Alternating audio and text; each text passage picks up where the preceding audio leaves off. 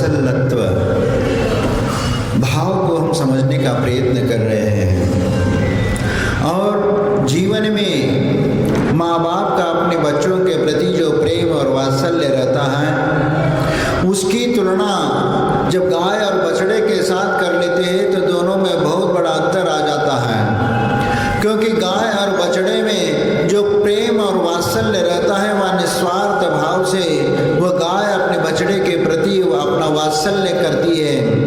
लेकिन माँ बाप के प्रति, अपने बच्चे के प्रति जो उनका प्रेम होता है उसमें स्वार्थ हो सकता है। जरूरी नहीं कि स्वार्थ हो, लेकिन कदाचित स्वार्थ हो सकता है, क्योंकि उनमें बुढ़ापे का सहारे का विकल्प आ सकता है। और इसके अलावा भी और भी बहुत कुछ अपने स्वार्थ के कारण अपने बच्चे के प्रति प्यार जताने का प्रयत्न करते हैं। लेकिन जिस प्रकार गाय का बछड़े के प्रति निस्वार्थ भावना रहती है, वह माँ बाप में अपने बच्चे के प्रति वह निस्वार्थ भाव यह संभव नहीं है। लेकिन इसीलिए कैसे कि एक उदाहरण मुझे याद आ रहा है कि एक बार विनोबा जी ने अपनी माँ की स्मृतियों को ग्रंथों में कई बार उन्होंने अपनी जीवनी में लिखा, और उसमें से एक महत्वपूर्ण बात उन्होंने लिखा कि एक बार उनके पिता ने एक कहीं से बच्चे को ले आए, हो सकता है वो अनाथ बच्चा है, और उस अनाथ बच्चे को ले आए और विनोबा जी कहते कि माँ से कहा कि ये बच्चा अब यहीं रहेगा और इनकी खान पान की पूरी व्यवस्था आपको करना है। वो प्रतिदिन वो विनोबा की माँ उस बच्चे का बहुत अच्छे से केयर करती है, उनको खाना पिलाना, खाना पीना करना सब वो अच्छे से ख्याल रखती है।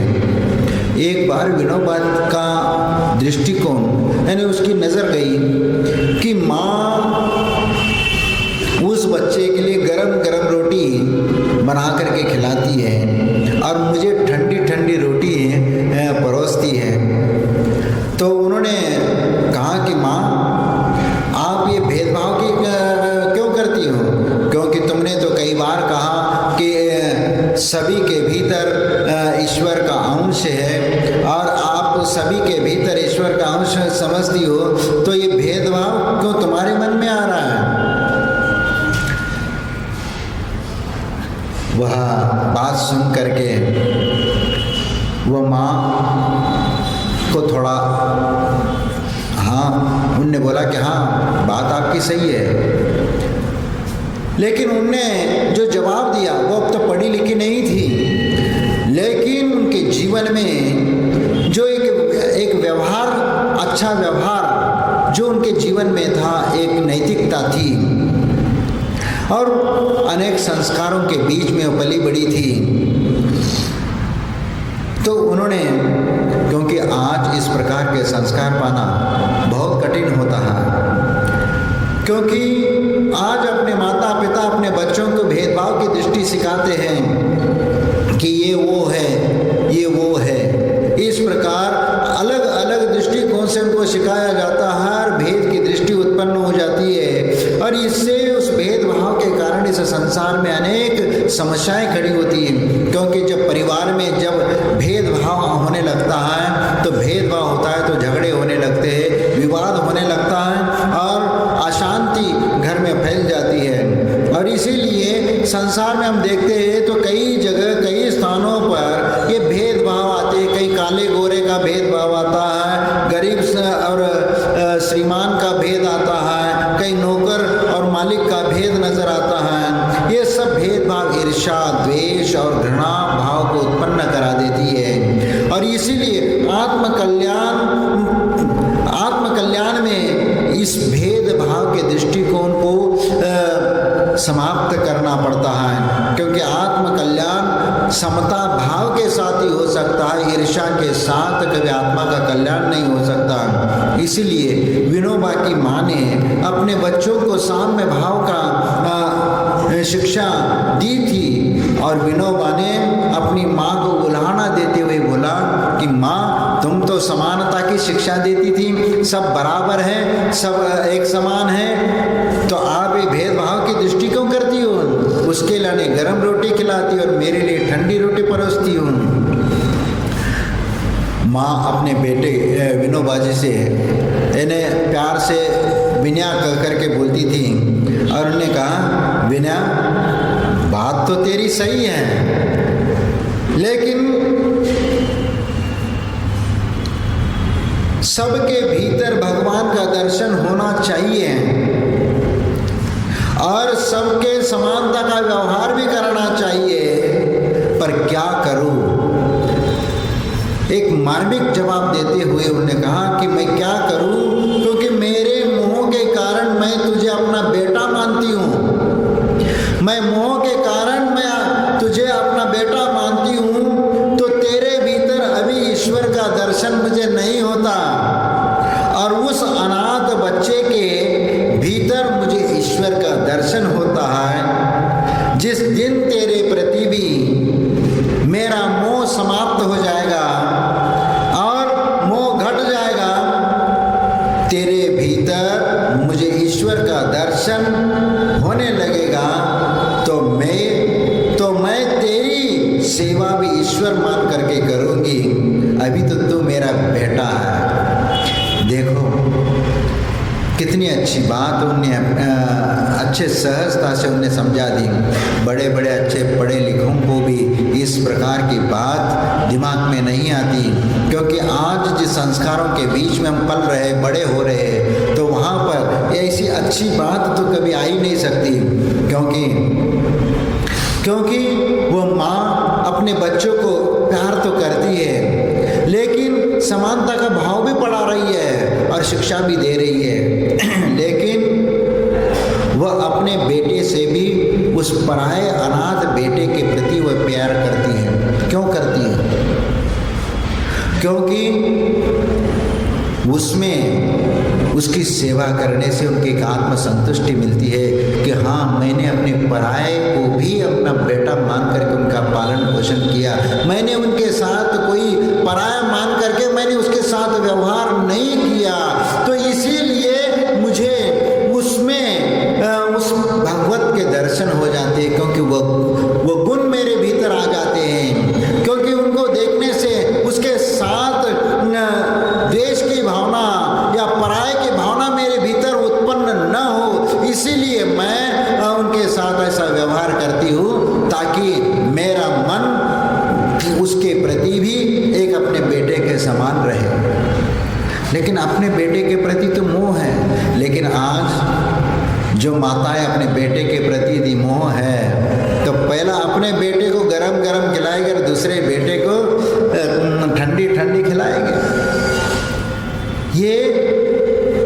ये विषमताएं अपने आप नजर आएगी, क्योंकि वहाँ मोह की भावना जागृत हो रही है और इसीलिए इस प्रकार की स्थिति उत्पन्न हो जाती है। लेकिन इस बात को हमें ध्यान रखने की आवश्यकता है कि हमारे भीतर भी ऐसे समरस भाव आना चाहिए, समानता का भाव आना चाहिए, आत्मकल्याण की भावना आना चाहिए और प्रत्येक जीव में ईश्वर बनने की क्षमता है और उस ईश्वरत्व को बाहर लाने का प्रयत्न करना है, तो हमारे भीतर भी ईश्वर लाने का प्रयत्न करना चाहिए। उस प्रकार के गुणों को ग्रहण करने की आवश्यकता है जो एक ईश्वर में होती है। और इसीलिए कितनी सहजता से ये बात यदि दूसरों को समझ में आती है, अपने को भी समझ में आती है। आत्म तत्व हमारे भीतर विद्यमान है और उसी में परमात्मा बनने की सामर्थ्य भी हमारे भीतर है और मोह के कारण इस संसार में हम राग द्वेषादि विकल्पों में बटे हुए हैं। आत्म तत्व उसमें नजर नहीं आता। जिसकी दृष्टि में मोह का पर्दा पड़ा हुआ है, तब तक उसमें ईश्वर का दर्शन नहीं हो सकता, आत्म का दर्शन नहीं हो सकता। जिस दिन वह पर्दा हट जाएगा, उसी दिन आत्म स्वरूप का बोध हो जाएगा, दर्शन हो जाएगा और सबके प्रति उनके मन में प्रेम, स्नेह और वात्सल्य का भाव अपने आप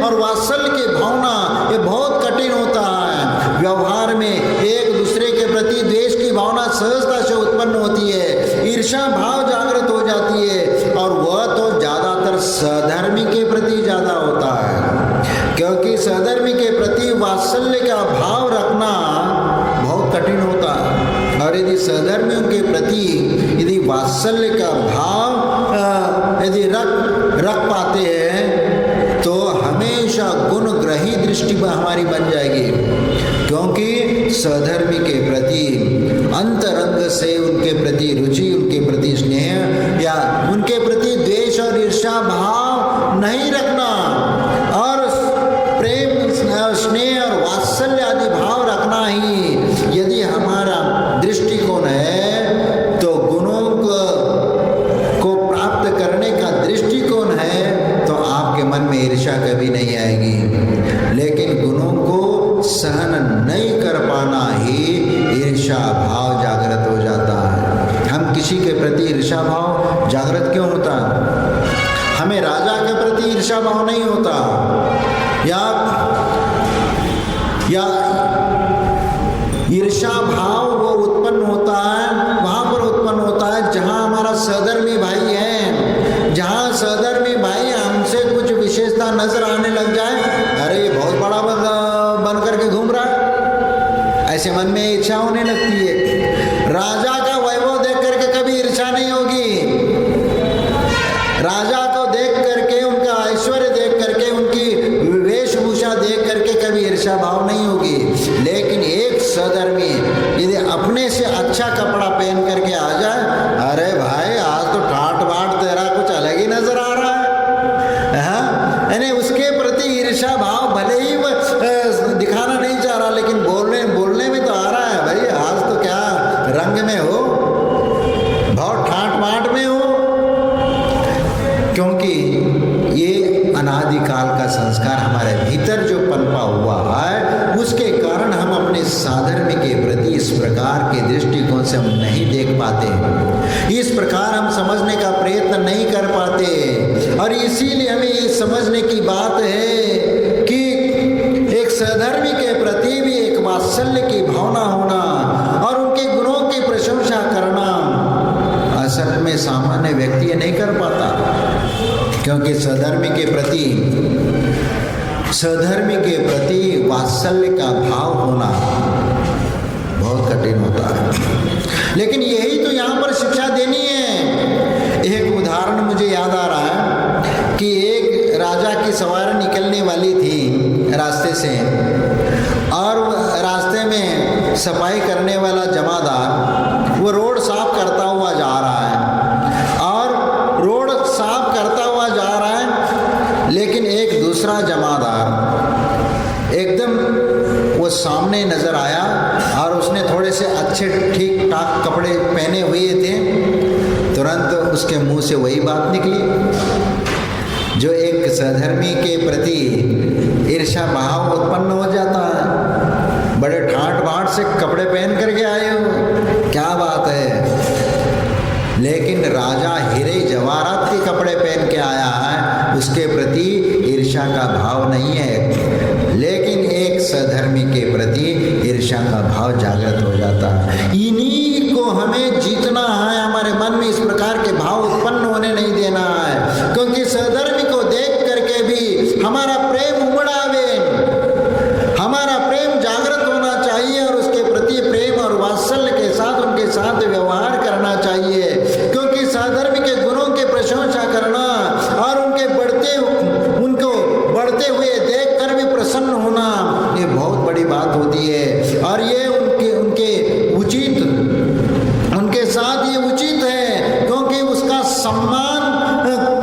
सम्मानजनक व्यवहार करना उनके साथ, क्योंकि वह यदि गुणों में बढ़ता जा रहा है या वो कुछ ऊपर उठ रहा है तो सम्मान की भावना होना चाहिए।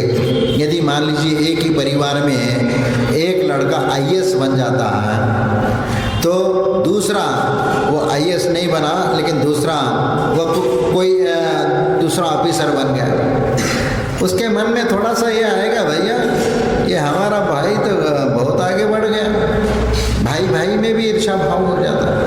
अरे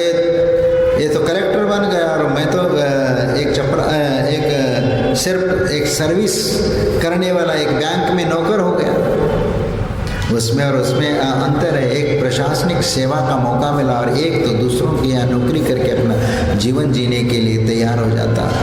लेकिन प्रतिष्ठा तो वह IAS को मिलेगी क्योंकि वह एक पद ऊंचा है, लेकिन वह भाई अपना भाई इतने ऊंचे पद पर है, ये उसको गौरव होना चाहिए, लेकिन वह गौरव के भाव उसके मन में नहीं आता है कि भैया ये हमसे आगे निकल गया।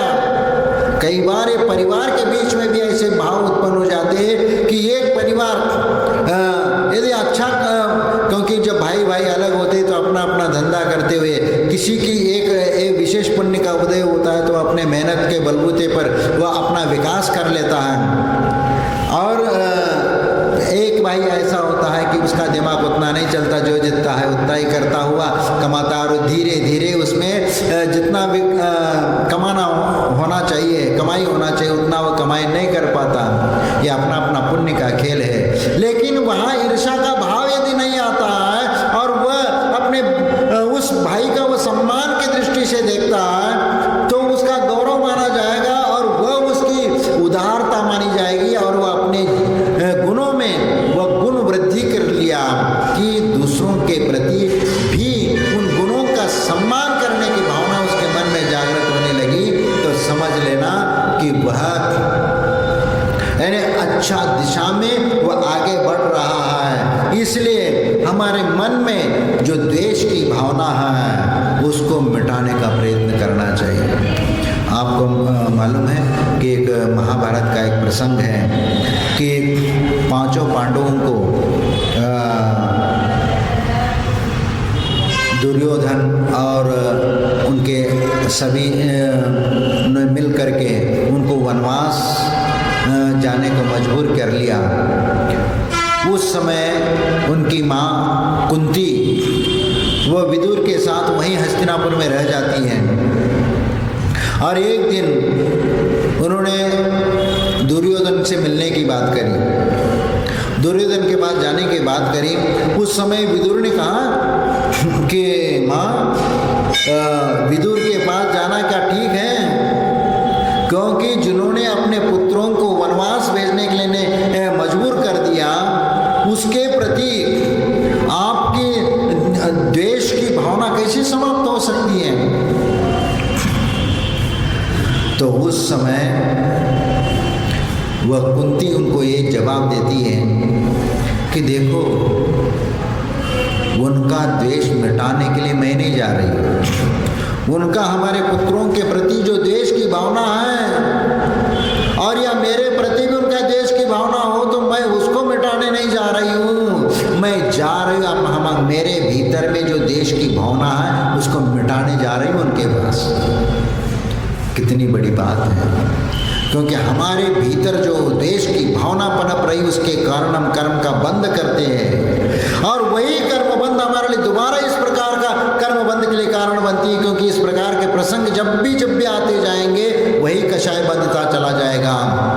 इसीलिए द्वेष की भावना को मिटाने का काम हमें करना चाहिए। यदि सामने वाला द्वेष की भावना रखता है तो वह रखे, उसकी मर्जी है, लेकिन हम उनके प्रति द्वेष की भावना नहीं रखेंगे, क्योंकि द्वेष की भावना हमारे लिए कर्म बंध और संसार के लिए कारण है, और इसीलिए हम उस चीज से दूर रहना पसंद करेंगे। इसीलिए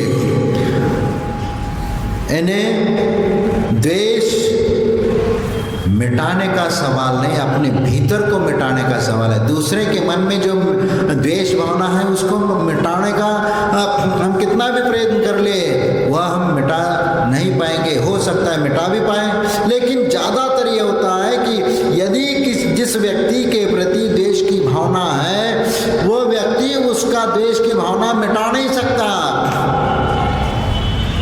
लेकिन स्वयं अपने भीतर का जो द्वेष भावना है उसको उसके निमित्त से वो मिटा सकता है। यही तो हमें बात समझनी है, क्योंकि जब वात्सल्य का भाव जागृत हो जाता है, परस्पर में प्रेम का भाव जागृत हो जाता है, तो जब एक दूसरे के प्रति जब मिलजुल करके रहने की बात आ जाती है कि भाव जागृत हो जाता है, तो परस्पर परिवार में, समाज में और राष्ट्र में सैकड़ों भेद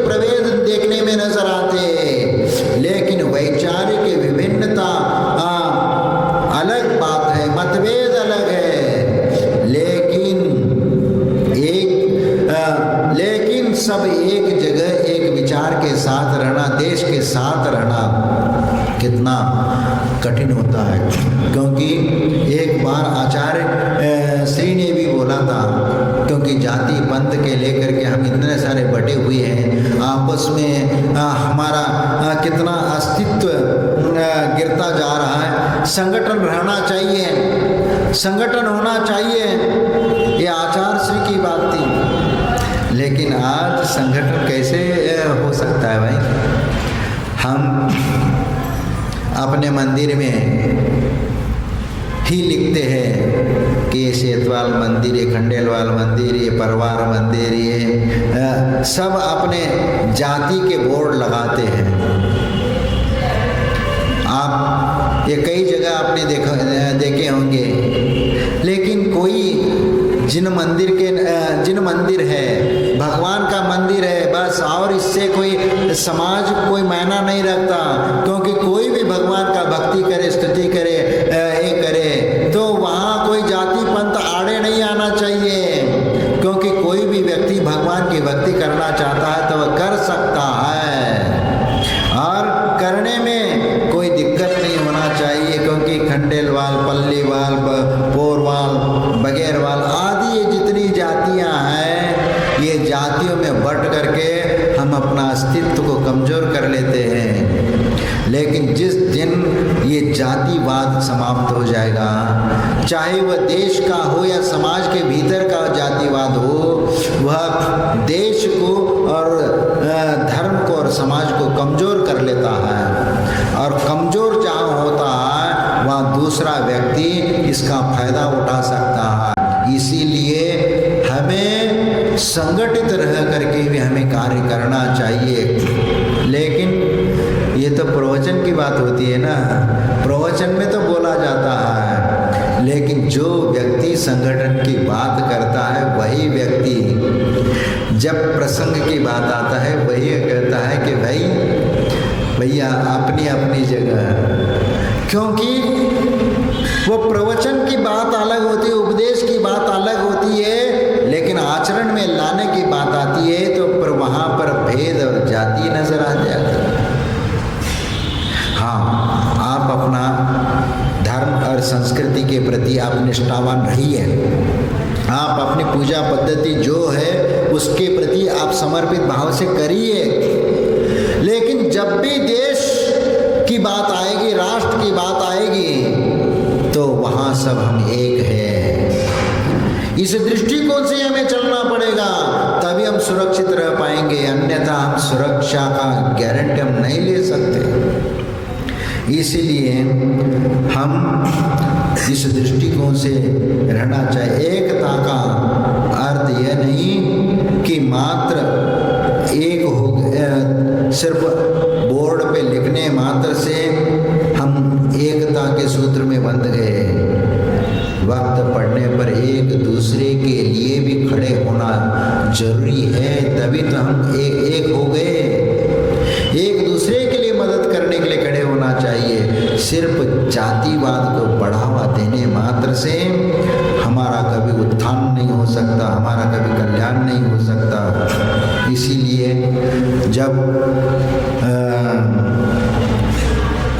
एक महाभारत का प्रसंग आता है कि जब गंधर्वों ने दुर्योधन सहित हस्तिनापुर के सारे गोधन को बंदी बना करके सब ले जाते हैं, गोधन को भी ले गए और ये दुर्योधन आदि भाइयों को भी बंदी बना करके ले गए। उस समय धृतराष्ट्र के कहने पर युधिष्ठिर सबको मुक्त करने के लिए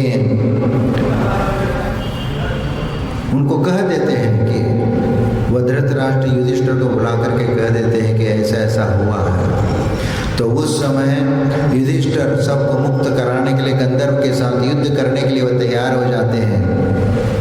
तैयार हो जाते हैं तो भीम जो है वह कहता है कि नहीं, हम कोई युद्ध नहीं करेंगे।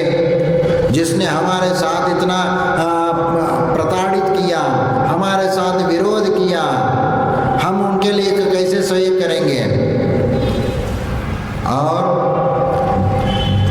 जो दुर्योधन है वह हमारे लिए, हमारे साथ उन्होंने गलत व्यवहार किया है, वह कभी सच्चा मित्र हो सकता है न सच्चा भाई हो सकता है। इसीलिए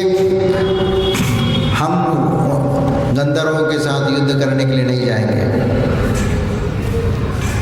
भीम की ये बात सुन करके युधिष्ठिर को बहुत दुख हुआ, उसकी आंखें भर आई और भीम की बात सुन करके अर्जुन ने तब आगे आकर के कहा कि भैया आप चिंता मत करिए, मैं स्वयं जा करके मैं अपने भाइयों को छुड़ा करके लाऊंगा। उस समय वह युधिष्ठिर ने कहा, देखो भीम, हम सब भले वो कौरव और हम पांडव हैं, पांडव के नाम से हमें जाता है, उनको कौरव के नाम से जाना जाता है, तो क्या फर्क पड़ता है। हम महल में जब तक है तब तक हम अलग अलग हैं, लेकिन दुनिया के लिए हम 105 हैं।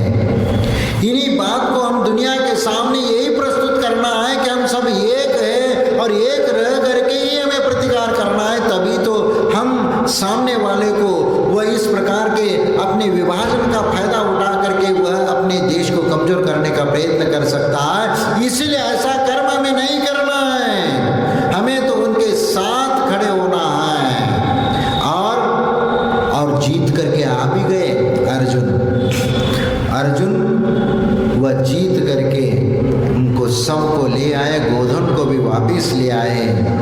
ये होता है एकता का प्रतीक। इसलिए धर्म ध्यान करते समय भी इन बातों का हमें ध्यान रखना चाहिए, क्योंकि जहाँ पर भी वाल शब्द आएगा तो विभाजन, वाल, खंडेल वाल, पल्ली वाल, तो इसमें पोरवाल, सब में वाल आ जाता है। वाल का मतलब अंग्रेजी में दीवाल होती है, तो मन के दीवाल को भी हमें दूर करने की जरूरत है। इसीलिए कभी ये भेदभाव की दृष्टि नहीं होना चाहिए, क्योंकि कई बार देखते हैं कि भैया इधर की लड़की उधर नहीं देंगे, उधर की लड़की इधर नहीं देंगे।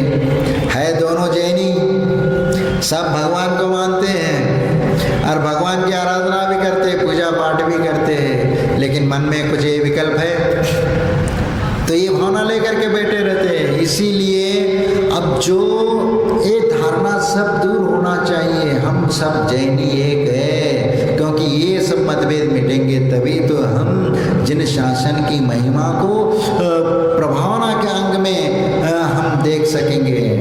क्योंकि आज तो वैसे ही सब बिखरता हुआ जा रहा है, क्योंकि आज समाज के भीतर क्या अन्य समाज में भी हमारे बच्चे जा रहे हैं, वो सोर हम दृष्टिपात कितना कर पाते हैं। ये समझने की बात है कि हम क्या करने जा रहे हैं, क्योंकि हम आपस में लड़ते बैठेंगे तो हमारा कभी विकास नहीं होने वाला।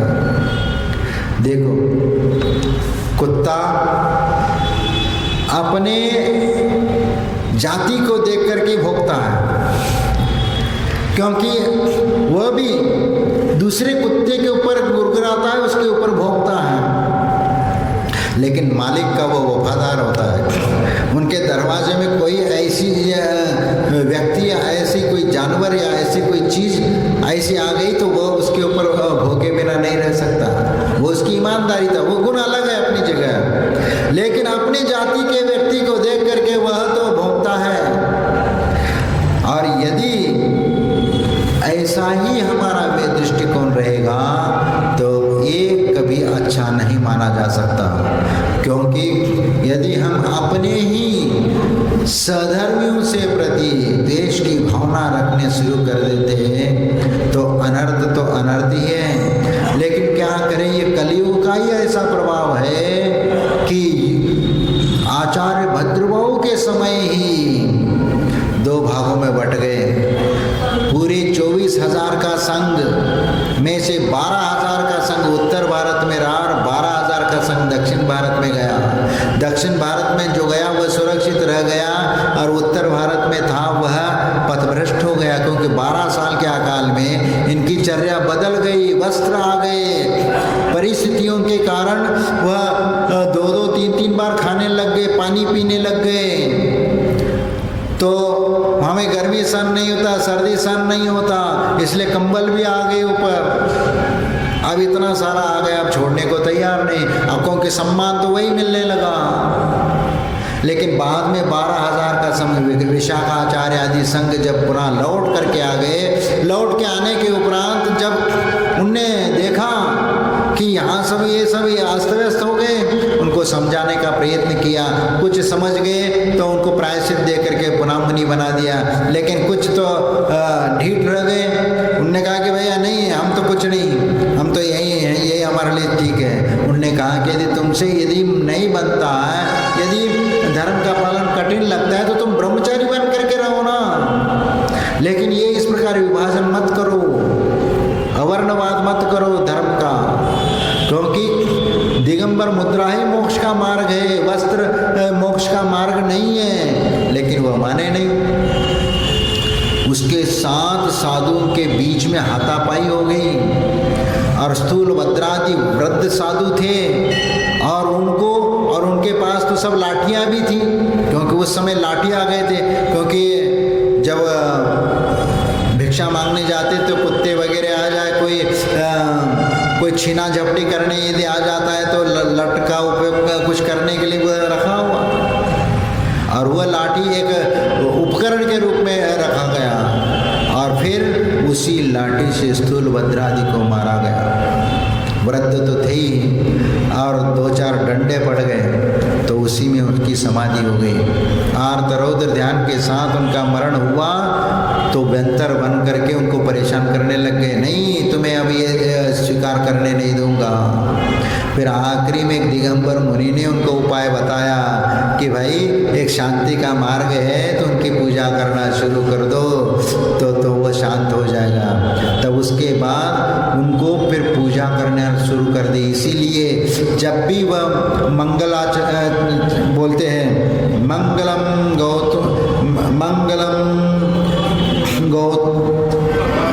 मंगलम भगवान वीरो, मंगलम गौतमो गनी, मंगलम कुंद कुंदाद्यो, इसकी जगह मंगलम स्थूल भद्राद्यो, जैन धर्मोस्तु मंगलम। श्लोक वही है, सिर्फ कुंद की जगह स्थूल भद्र वह रख करके वह करने लगे और अलग से उनकी पूजा करने लगे। तो वहाँ पर उनको श्वेतांबरों में स्थूल भद्र को कुंद की जगह स्थूल भद्र को महत्ता दे करके उनकी पूजा करने लग गए, तो वह शांत हो गए। लेकिन वह आज तक विचार नहीं मिल पाए। लेकिन ठीक है, जीवन में ऐसे प्रसंग बहुत आते हैं, लेकिन अपने इन घटनाओं से हमें जीवन में कुछ सीखने की आवश्यकता होती है और कुछ सीख करके हमें अपने जीवन में बदलने की प्रयास करना चाहिए, क्योंकि ये विघटन ही हमारे शक्ति को कमज़ोर कर देता है और ये विघटन ही विवाद में पैदा कर देता है और इसीलिए दूसरा व्यक्ति आकर के आक्रमण कर लेता है तो हम कहीं के भी न रह पाते हैं। और इसीलिए अपने जीवन में हमेशा ये दृष्टि रखना चाहिए कि प्रेम और वात्सल्य भावना रख करके हम अपने जीवन में सबके प्रति एक सौहार्द दृष्टिकोण रखना चाहिए। कि एक छोटे बच्चों की कहानी है। छोटे बच्चों को स्कूलों में सिखाया जाता है, पढ़ाया जाता है। तो एक जंगल था, उसमें बहुत सारे पशु पक्षी जानवर रहते थे। सब लोगों ने विचार किया कि सभी लोग हाथी के प्रति वो बहुत प्रेम करते थे, सभी जानवर। तो उनने सबने आमंत्रण किया कि भैया तुम हमारे घर चलो, हमारे घर चलो। तो हाथी ने कहा कि ठीक है भाई, तुम मेरे दोस्त हो, तुमने निमंत्रण दिया है तो मैं भी तुम्हारे साथ चलता हूँ। वह सीधा पहला खरगोश के पास गया। खरगोश ने अपने घर में बुलाया, लेकिन जब घर के पास आ गया तो उसका घर, खरगोश का घर छोटा। अब हाथी उस खरगोश के घर में कैसे प्रवेश करेगा? तो वह कहता है कि तुम्हारे घर में नहीं, तो गिलहरी आती कहती कि तुम हमारे घर चलो। वह हाथी उधर चला जाता है, वह देखता है कि वहाँ तो और छोटा घर है उसका, तो वहाँ तो जा नहीं सकता। फिर इस प्रकार और भी एक एक करके सभी जानवरों के घरों में जाने का प्रयास किया, लेकिन सबका, हाथी के सामने सबका घर छोटा था और कोई भी वह हाथी का सत्कार करना चाहते थे, लेकिन हाथी किसी के घर में नहीं जा पा रहा, सब असमंजस में पड़े हैं। लेकिन उस पेड़ के ऊपर बैठा हुआ तोता ये सब दृश्य देख रहा था और वह, उसको बहुत अच्छी बात समझ में आ गई कि हाथी को अपने अपने घर में बिठाने का मोह लेकर के बैठे हुए हैं और उस मोह के कारण वो मोह नहीं छोड़ पा रहे वो जानवर। और यदि वह अच्छे ये मोह को छोड़ करके एक अच्छे बड़े स्थान पर अपने अपने घर से बैठने का आसन ला करके वहाँ रख दें और इसके उपरांत हाथी को बिठा देंगे तो काम आसानी से सरल हो सकता है। तो और हाथी भी उस पर बैठ सकता है, सबका आसन लगा दो, बड़ा आसन हो जाएगा, फिर हाथी आराम से बैठ जाएगा। लेकिन यही तो बात है कि अपना जो मोह है यही तो नहीं छूटता, क्योंकि प्रत्येक व्यक्ति अपना महत्व, या यदि मान लीजिए कोई भी आए तो वह कहता है कि हमारे घर में आ जा। कोई भी एक विशिष्ट व्यक्ति आ जाता, भाई हमारे घर में आ जाओ, दूसरे घर में जाएगा तो ये नाराज हो जाएगा, इस घर में आएगा वह दूसरा नाराज हो जाएगा, तीसरा नाराज हो जाएगा, भाई हमारे घर तो आए ही नहीं है। तो ये विकल्प भी पैदा होते हैं, यह विषमता का, द्वेष के लाने पैदा करता है। इसलिए ये दृष्टिकोण कभी नहीं होना चाहिए, हमेशा परोपकार की दृष्टि उसके भीतर होना चाहिए। हमें वह दृष्टिकोण रखना चाहिए कि कोई भी कहीं पर भी किसी भी स्थिति में रहे, लेकिन हम अपने आत्म कल्याण का मार्ग कभी भूलना नहीं चाहिए। सभी के प्रति प्रेम और वात्सल्य भाव का हमें भूलना नहीं चाहिए। यदि सामने वाला व्यक्ति द्वेष भी करता है तो भी अपना प्रेम और वात्सल्य को कभी छोड़ना नहीं चाहिए, क्योंकि द्वेष भावना हमारे लिए कर्म बंध के लिए कारण और कर्म बंध हमारे लिए संसार के लिए कारण है। इसलिए हमें संसार में भटकना ही नहीं है, हमें अपना आत्म कल्याण करना है। तो उस शत्रु के प्रति भी मित्रता का भाव रखिए और अपना आत्म कल्याण के मार्ग को प्रशस्त करिए। और हमारे भीतर जो अहंकार पुष्ट होने लगा है उसको निकाल करके दूर करिए और एक दूसरे के प्रति प्रेम और वात्सल्य से मिलजुल करके रहने का प्रयत्न करिए। इसी में हमारी सफलता है और यही अच्छा कार्य माना जाएगा। हम अब मंदिर बनाते हैं, अपने अपने धार्मिक अनुष्ठान, अपने अपने पंच कल्याण महोत्सव आदि कार्य, सभी चीज़ें हम सब अलग करते हैं। हमने अहंकार की पुष्टि के लिए करना और एक सब करना प्रारंभ कर देते हैं। इसमें परस्पर प्रेम वात्सल्य कम होता जाता है। सब मिलजुल करके काम करेंगे, एक दूसरे का सहयोग लेकर के काम करेंगे तो एकजुटता के कारण धर्म की प्रभावना भी अच्छी होती है। लेकिन कहीं ना कहीं एक दृष्टिकोण आता है कि भैया मेरा भी नाम हो, इसी के कारण हम पीछे रह जाते हैं। वास्तविक हम समझते हैं कि यह कितना कठिन है, कितना दुर्भर है, लेकिन मोक्ष मार्ग में यदि हमें बढ़ना है और संगठित रहने में समाज का हित है, देश का हित है, तो संगठन के साथ रह करके हमारा जीवन यापन होना चाहिए। एक दूसरे के प्रति प्रेम और वात्सल्य भाव रखना चाहिए और एक सौहार्दपूर्ण व्यवहार ही हमारे जीवन को एक उज्जवल बना सकता है और देश को सुरक्षित बना सकता है। आज आचार्य श्री ने कई बार एक प्रसंग हमेशा उदाहरण दिया। एक आचार्य तिरुवल्लुवर ने कुरल काव्य में लिखा है कि हृदय में प्रेम, वाणी में मिठास और आंखों में स्निग्धता न हो तो ऐसा जीवन सूखी हुई भुनी हुई लकड़ी के समान नीरस और व्यर्थ है। कितनी बड़ी बात कही। लेकिन आचार्य महाराज ने एक उदाहरण दिया था वात्सल्य को लेकर के कि दूध पानी को अपने में मिला लेता है विजाती होने पर भी,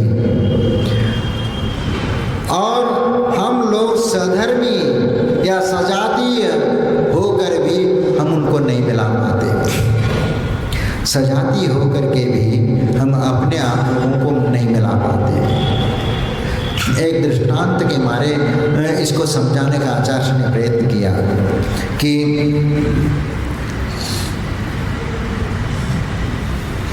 एक बार एक व्यक्ति ने दूध गर्म करने के लिए रखा। दूध गर्म करने के लिए रखा, नीचे से आग लग गई, ऊपर से दूध उबलने लगा तो दूध उस बर्तन से बाहर आने लगा तो उन्होंने ऊपर से पानी की बूंद टपका दी तो तुरंत दूध शांत हो जाता है। और क्योंकि जब दूध उबल करके, क्योंकि नीचे गिरने लगता है, क्यों गिरने लगता है? क्योंकि दूध का जो मित्र जो पानी है उस दूध में से जलने लगता है, तो मित्र को बचाने के खातिर वह दूध उबल करके उस आग को बुझाने के लिए वह उबलने लगता है और उसको बुझाना चाहता है। जैसे ही एक मित्र का पानी की एक बूंद मिल जाता है तो वह संतुष्ट हो जाता है और शांत हो जाता है। यही तो हमारे जीवन में सीखने की बात है कि हम अपने सहधर्मियों के प्रति प्रेम और वात्सल्य ऐसा होना चाहिए कि एक दूसरे के प्रति मित्रता का भाव दूध के समान होना चाहिए, दूध और पानी के समान हमारी मित्रता होना चाहिए।